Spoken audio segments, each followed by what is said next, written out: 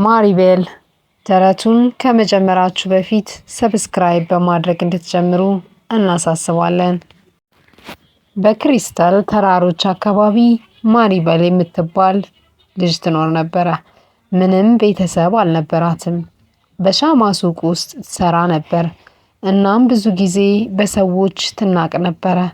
ሁል ጊዜ ማታ በተራራው ጠርዝ ላይ ሻማ እያበራች ምኞቷን ትናገር ነበር።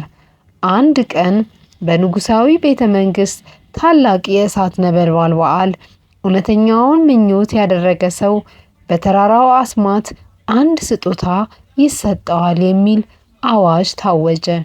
ማሪቤል መሄድ ትፈልጋለች፣ ነገር ግን ምንም ልብስ አልነበራትም። መንገዱንም አታውቅም ነበር።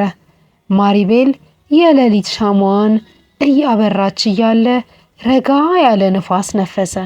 እናም የምታበራ ሴት ታየች። እኔ ያንቺ የተረት እመቤት ነኝ አለቻት።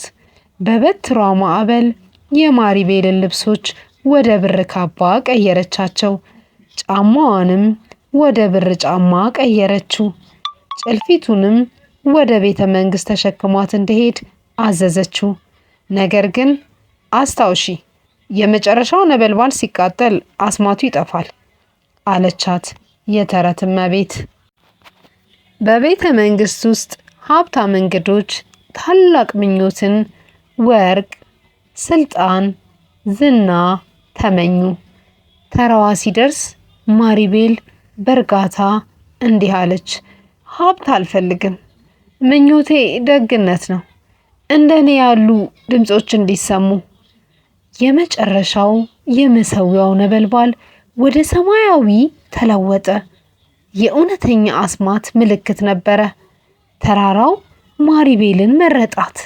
በማግስቱም ንጉሱ እንዲህ ሲል ተናገረ፣ እያንዳንዱ ልጅ፣ ሁሉም ድምጽ፣ ሁሉም አይነት ተግባር ይከበር።